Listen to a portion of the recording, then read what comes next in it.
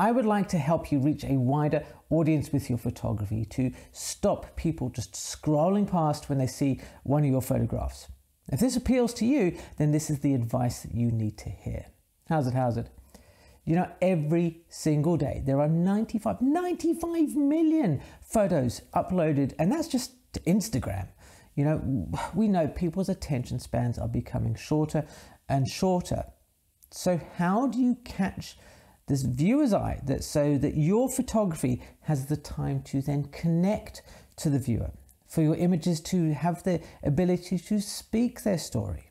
Even though I am a firm believer that one should photograph for oneself first and foremost, there are times and there are places when you really want to attract people's attention to your photography. And the advice that I'm going to share with you now is going to help to motivate you to make sure that you know how to arrest people's gaze. It's not based around any weird hacks or fancy websites or any of that stuff, but around a cow and the color purple. Seth Godin is recognized as one of the great marketing minds of the modern era, and he recounts the story about when him and his family were traveling through France. They were driving through the French countryside, blah, blah, blah, blah, blah, and they saw this field of cows, all happy, munching away on the grass, looking very different to American cows. And they commented, they said, wow, look at these cows. These cows are so wonderful. They're beautiful. I love being able to see them. Then a few minutes later, they came across another field of happy, contented cows all munching on their grass. And again, they said the same thing. Look how wonderful this landscape is. This is beautiful, And then there was another field of cows, and another field of cows, and then another field. When you are on Instagram or somewhere else looking at photographs, you're going to end up with the same effect, aren't you? You're going to see one image, you're going to go, well, that's amazing, and then you see another one, and you see another one, and you see another one. And all these landscapes and these portraits and these, fancy technical effects and stuff all start to look quite samey, that you're not really paying attention to them because they're not really any different to the photographs that you saw, 10, 15, 100 images ago. Every now and again, one of those images catches your attention. If you go back to Seth and his road trip through fields of cows in France, he was saying that, much like the Instagram story, those cows just start to blow into one another. But if one of the field of cows, the farmer had come along and painted all these cows purple, it would have smacked them out of their glazed stupor because those cows were now different. They were completely at odds from what has been going on before. This is what he called the purple cow effect.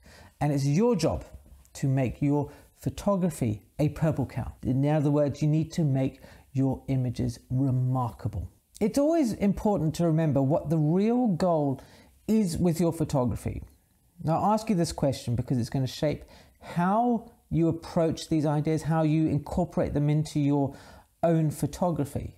Purple cowness is another way of just saying being remarkable, really. In marketing speak, this is about creating something that is so different that people talk about it. It could be in its packaging or the way that it is used or the change that it makes to people, the way that it just approaches an old problem. It does so in a way that is different, so much so that people talk about it. And that's what we want really people to do with your photography, is to change the way that they interact with it, to pull them out of that stupor and to get them to dig deeper into your images. Who was the first contemporary photographer to start shooting portraits on Instagram with an exceptionally shallow depth of field? These days, if you go on Instagram and you see these portraits, they're not really remarkable because they are so commonplace. But I'm sure that if you went back to the dawn of Instagram, right, then, and you had a portfolio of very shallow, razor thin depth of field portraits, then everybody would look at your photographs because they were so different from what was going on before. They were those purple cows in a field of portraits shot at f8 with, sort of Rembrandt lighting. Of course, nowadays, post a picture of that razor thin depth of field and no one really cares. A great many photographers will go on Instagram and they will simply copy what is popular, thinking that that too will make their images popular. But you are going to innovate rather than copy. You know, so your photographs are not going to be like everybody else's. They're not going to be just another contribution to that homogeneous blob of sameness that, you know, floods our screens. The great photographers of the past, you know, people like David Bailey, for example, you know, they were in an industry that was very set in its ways. You know, the fashion industry hadn't really changed very much. It was a Cecil Beaton kind of approach. And he probably could have carried on doing that kind of photography and had a fairly good career, but he decided to do, along with obviously other people at the time, their own thing, to move forward, to innovate rather than simply copy. They saw the work of people like Richard Avedon and they went, do you know what, this is an idea that is worth taking and running with. So take all these ideas that you see on the fringes, that crop up every now and again, and expand on them, those nuggets of inspiration that everybody else is missing when they are trying to chase what everybody else is doing. A few years ago, I entered the Taylor Wessing Portrait Awards and I asked a friend of mine who'd been a finalist previously about some advice. And I think this is advice that is absolutely worth sharing with you. Now he said, you know, the initial, you know, cull of images, all the photographs are put up on a wall in an art college in London and the panel judges walk around it and doing pretty much a simple yes or no. So, you know, that's 3,700 images that you sort of have to compete with. This is not a time for the little subtleties. This is not a time for those intricate little details that you often find photographers obsessing about, saying, look at this, look at this, look at this thing. If you need to point something out in a photograph, then I think it's too subtle. So what you really, you know, what we kind of need to do is to make the idea as simple to understand as is possible, so people can be hooked on it in an instant, and then to give them substance so they stay looking at your image, so your image starts to become even more remarkable. You don't do this by using tricksy psychological effects and, you know, having just pretty girls and shallow depth of field in suggestive poses. You do it by keeping that idea simple. You think about what it is that you are trying to say with your photograph, and you say that clearly. We all feel very clever when we do lots of layering like Alex Webb, you know, and it's all very tricksy and it's all kind of cool. Or we do, you know, photographs that involve deeper involvement, say like a Nadav Kanda portrait, and, you know, and his very interesting, you know, sort of looks at you know, celebrity. But ultimately, if the game that you're playing is trying to arrest people's attention in the first place, so they will spend time looking at you, because let's face it, you know, we are not Alex Webb and we are not Nadav Kanda, so we don't have names that will invite people to look at our photography. We need to get people invested in your image as quickly as possible so that they can then, you know, find the subtleties that you are injecting into the photographs. Martin Schuller's portraits, I think, are a great example of this. You know, they are simple, they are bold, and they are pretty different to what you would traditionally see on, say, a platform like Instagram. And in a quite clear sense, they work fantastically well because Instagram, by its very nature, is an environment where images are small. So simple images, bold images work better.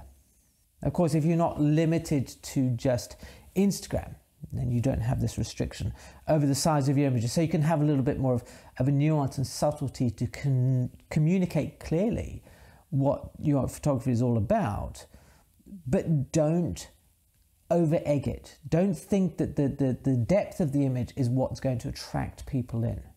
Think about it like a book. A book has a title, or, you know, film has a film poster. These are the things that encourage you to look at the book, to pick it up. But it's the content that keeps you there, watching or reading, and it's the content that keeps you talking about the film or that book later on. It can be a little bit tricky to get this concept about a purple cow and remarkableness. So try this simple exercise. Go onto a place like Unsplash, someone that does stock photography, and search for a very generic thing like a sunset. And you'll see all the pictures, and you'll flick through them. And after the first 10 or so, they're all going to start looking very samey. You're going to start flicking through very quickly. And then eventually one is going to catch your eye. Take that one image. Think about why that one caught your eye. Out of all the other ones, why was it that one specifically? Think about it for a little while, and don't necessarily copy the idea and the concept and think, well, you can put that into your photography, but take the lessons that is teaching you that particular image and try and think about how they would apply to your own photography. It is vital that you remember that you cannot please everybody. When you make something for everybody, then you please nobody. Your job is to marry this idea of creating content that has the ability to arrest the gaze of the viewer, but in a way that is unique to you, because then your photographs start to have a lot more substance. It is a great trap that a lot of photographers do, where they just copy what's working. If you think back to the Taylor Wessing, there's a story like, 1 year a redhead won. So the next year, there are all redheads. It's just a flood of redheads. And then, guess what? A pair of twins who are redheads won the next year. So what happens the year after? There's loads of redheads, and every set of twins in the UK was photographed with the express intent of being put into Taylor Wessing. So you can sort of see that while the phrase success breeds success, it's the same thing in photography. When something becomes popular, everybody does it. And pretty soon, the very thing that made it popular ceases to be popular. It becomes samey because everybody's doing it. So rather than looking at the things that are popular now, the stuff that is getting loads of likes now, go back in time. Like in fashion, trends come and go. There are many trends in photography that are worth exploring, mining for their potential. This is why it's such a good idea to look at the work of photographers from the past and also current photographers who are experimenting with revisiting trends from previous decades. See if any of those trends speak to you, if you are inspired by those trends. Also think about the environment where you display your photographs, because that is going to change how you need to approach this. So find a way of introducing something into your photography that can make your images remarkable when they are compared side by side with their contemporaries in their natural habitat. I think it was Paul Hill who talked about lollipop photographs, that these images that are all style over substance, and we see them and they only just last for a few seconds in our minds before tapering off. And I am not suggesting that we all rush out and start creating lollipop images with just the sole intent of seeking and grabbing attention, because while it's one way of making a purple cow, your intention as a photographer is to stand out amongst the crowd, to hold people's attention, but then to deliver on something, to give them something to hold on to give them something to get their teeth into. And this is what makes your images remarkable, truly remarkable, is that when you are able to marry those two, then the viewer will just go, do you know what? You are the best photographer. I love your images because they fulfill things within you.